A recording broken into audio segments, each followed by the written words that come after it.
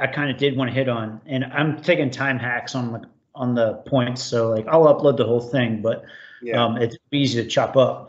The one thing I kind of wanted to have a group talk on is deliberate pursuit of identity versus like serendipitous or just letting it happen type shit. Like you say like, hey, I want to be that good dad, right? Awesome, like pursue that versus, hey, what does life throw at you for your identity? Like, because some of it is that too, right? Or is it not? That was something I kind of did want to talk about. What do you guys think?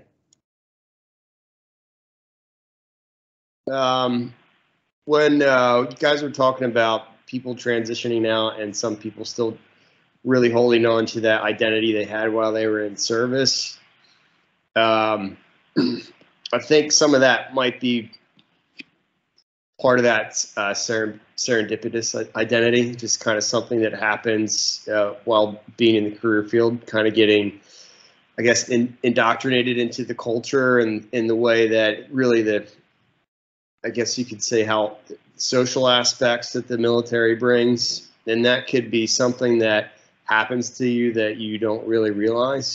For example, that guy was he's transitioning out into a different career field to do something different, and he's got people giving him a hard time about it. And I wonder what the reasons for them giving him a hard time. I mean, he's a good person. He's excited about a career change. He's ready to move on to something bigger and better that's going to be good for him, good for his identity. What happens that someone gets that identity that they're not able to, or they have a difficulty letting go of it or not accepting that it's just not going to last forever? Is that, something that happens because you say, this is it? Or is it something that happens because you show up to the shop and, hey, you're an EOD technician now. This is what it is to be an EOD technician. And then you don't always necessarily you're just get indoctrinated to that, as opposed to saying, I want to be this person or that person. Is that I thought about that. And then I thought about that and being in a supervisory role, what could a supervisor do to kind of balance that? Because we need to have that real strong identity to have that community and the teamwork and the cohesiveness to do the mission, to do the job. But what could be done, like in lieu of that? Like if someone's in for 4 years, 6 years, and then they get out, and then they still talk about, being in the military for so long. Is there something like as a supervisor that you could do, or just like what can you encourage people to do other than, so I try to, I ask people a lot of different questions about themselves to see what they do, like in the free time. Like, what are you up to? What are you doing? What do you like to do? Those sort of things. Because a lot of people, have, I guess, other things, other interests that they're interested in. So rather than, it's nice when someone's excited to come into the shop to do whatever it is we have on the menu for that week, or whatever mission we're preparing for, or whatever we're getting ready to do training wise. But it's also nice to know that somebody's out doing something else that they like to do, whether it's, a sport they like, whether it's an activity or hobby, or they like to go camping or fishing. Those are all part of that person's identity as well. So I wonder when, serendipitous identity, is that something that kind of gets ingrained in people that just they just don't really realize that it happens? It's a good question to ask. I'll throw in a Happy Gilmore for you.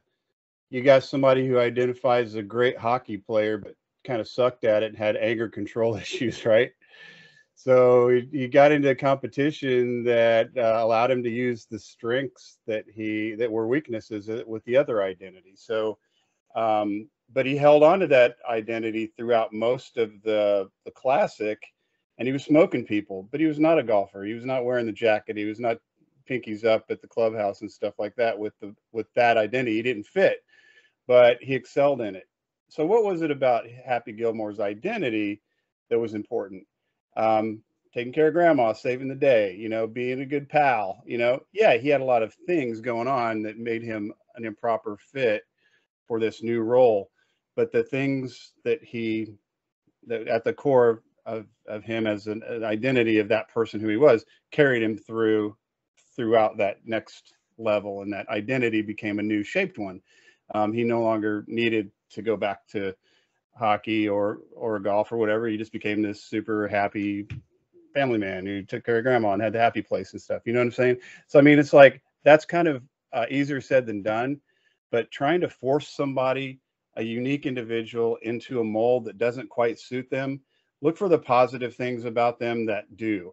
I remember always, you know, supervising, especially people that it didn't seem like they were really into EOD. They were great guys. They came to work every day, did their thing. They're reliable teammates on the range. They weren't unsafe or anything, but they just weren't the ones who were going to hang out at the bar after work and ring the bell and be the rah, rah, rah, you know, CrossFit cool guy EOD tech. They were just going to go home and take care of the family, whatever they had to do. Right. So what do? Do they need work to get up to speed, to be part of that, have that, you know, cool EOD guy culture, or are they just different? And that's okay too. And so I think that's okay if they're happy with that identity as somebody who's not going to stay at the shop all night and rah rah with the guys, but they're otherwise doing the job just fine. Then fine, that's okay. I think it's more problematic for people who don't fit, but then they don't know how to get out of it. You know, if they can't make peace with having those roles, those conflicting dual, you know, things in you know, combating. I think that was probably my problem. I spent too much time having fun as an EOD tech, and I didn't spend enough time studying. So I was way behind my peer group in getting promoted and going forward in my career, and it kind of sucked. And that also created some problems in my personal life with family and friends and things like that, right? I mean, I think a lot of us can relate to that. And my justification was, well, shit, man, I was the team leader you wanted. Like, you know, you want Jervo. Well, guess what, Jervo? Now you're working for all these other schmucks that you know that you wouldn't trust to pack your lunch, and because they took time to study, whatever the case may be. So yeah, there's always conflict with these roles and identities and stuff too, and then what culture you're in at the time. So yeah, you have to kind of reinvent it while you're in the moment, and you kind of have to do it again when you're out of that group again, you know, as this transitioning specifically. And that's okay. That's all part of the cycle. As supervisors, as friends, all we can do is try to be observant and see when that person's kind of going off the rails, and maybe give them a nudge and just say, hey, I'm noticing this about you. I kind of walked down this road before. How you feeling? Maybe career change is important for you to consider right now. Maybe it's something I'm missing. And that's another conversation too. And then finally, I'll just say that, like I alluded to before, you know, my last combat deployment was 2009. Had all the trappings of all the kind, you know, blown up everything. 2009, and then I didn't retire until 2013. So I had that several years of decompression and change to come down from that hyper vigilant hoo-yah down to somebody who had a desk job. And I know that's not the story for everyone. Some people walked off the battlefield or were carried in a litter off the battlefield if they were lucky, and then had to figure all this stuff out with no transition time, no spin up, no preparation. So that was the truth, you know, whatever you want to call that, whether it's intentional or spur of the moment.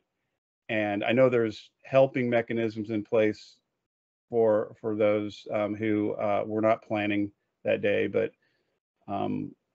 it's a struggle. It's more of a struggle, I think, in that situation than my experience, you know, where I had several years to kind of spin up and get ready and get the resume ready and start talking to people in the community. How does this work? What do I need to think about? I didn't get a lot of good tips on clothes, so I was kind of a off the rack JCPenney guy for a while, to a lot of people's amusement, but I figured it out. But yeah, so that's what I'm interested in, hoping somebody will get from it, is maybe that young veteran who did, you know, 6 or 8 or 10 years, got out, and then is trying to figure out how to fit into the corporate culture or whatever they're doing now. And, don't think you have to let go of your old identity, but you definitely need to change yourself to get the outcome, the type of person who can get the outcome, I should say, not the outcome specifically. I'm all about identity. But what do I need to do about my identity that will make me somebody who can succeed? Simple question. And I don't think they do that at TAP or anything. So that's kind of where I'll leave my rant. Does that answer your question? No. Sorry. Hey, if I could chime in on that just a little bit, use the term serendipitous. Is that what we said? Is that the word? That I think there's a lot of that, of luck, or I know I've stumbled into stuff either through luck or hard luck or what have you, and discovered identities or roles that I had no idea that I would enjoy. I mean, just the joining the Air Force. I was working as a driver. My car got stolen. Because my car got stolen, I need a new job. And joining the military seemed like something reasonable to do when you studied for theater but no longer wanted to do that. Well, what the hell do you do? In the 1980s, who pays you to train for stuff? The military. So I was going to do 4 years and get out. And MEP station told me about this EOD thing. So I had no idea what it was. Nobody knew what EOD was in the 80s. And that is serendipitous that I found that.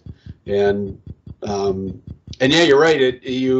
As you transition to the next phase, leaning back and using that military identity. I didn't want to be the Al Bundy, always talking about that one pass I threw in Bagram